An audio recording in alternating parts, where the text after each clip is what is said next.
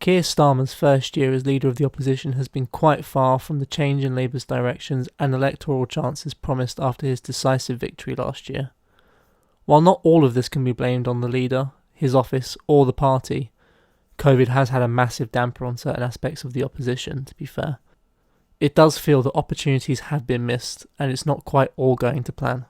The key factor in Starmer's victory was that a not inconsiderable amount of Corbyn supporters, and those on the left of the party, voted for him. That was most likely swayed by promises of a commitment to some key Corbyn-era policies and to cement party unity, something that members see as crucial to the party and the movement's success in the future. Unfortunately, it looks like neither of these have quite happened, despite some early efforts from Starmer by keeping on Simon Fletcher, Corbyn's chief of staff, in the leader's office and appointing Rebecca Long-Bailey to the shadow cabinet. However, several abstentions and an unclear line on government policy combined with Rebecca Long-Bailey's sacking 3 months after her appointment is no doubt giving the hangers-on in the membership doubts. What is important in this for Labour's electoral prospects, which, let's face it, was Starmer's platform for the leadership, is that much of the youth mobilised by the party in the last 4 years may no longer see any difference between Starmer's Labour and the Tory government on key issues like the Spy Cops bill. This has led to an image of abstentionism, contrasting in large with the party many joined or voted the first time for previously. The disappointment coming from some also stems from an operational perspective. Recently it has come out that coordination in the leader's office to define strategy has not been clear and seems to be more reactionary than planned.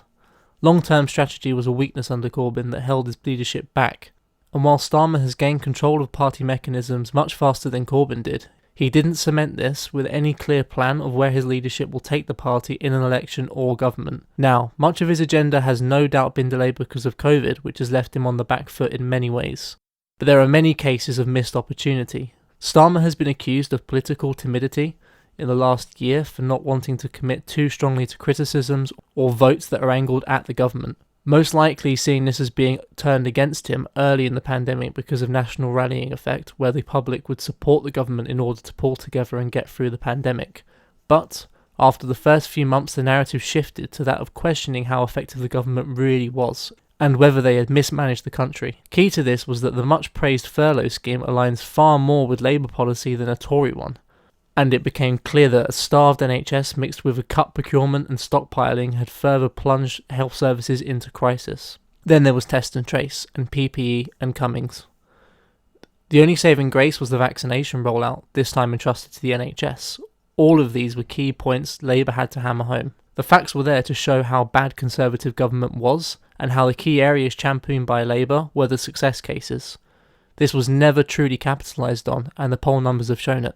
Needless to say, recent poll numbers that provide boosts to the government are influenced by the success of the vaccine rollout, which is something I'd point out was operationally carried out by the NHS, something the Tories want to privatise, and that changes in polling methodology by different companies will also leave a margin for error. However, Labour has overall not taken the lead that it was promised with a new leader such as Starmer, and prospects for upcoming by-elections in locals and Hartlepool look grim. The Corbyn project will still most likely get the blame for this, as a way to push parts of what proved so successful over the years out of the manifesto. Overall, if the party wants to get the electoral success it strives for, it must prove itself different from the government of the day and in favour of what its electorate wants. So far, it appears from parliamentary votes that this is not the case, and any policy changes would be in favour of removing policies rather than adding new ones. There needs to be a clear difference and a push for radical change that the country needs in order to build on some of the success the movement had in the recent years. So far, this argument has not been made from the top of the party.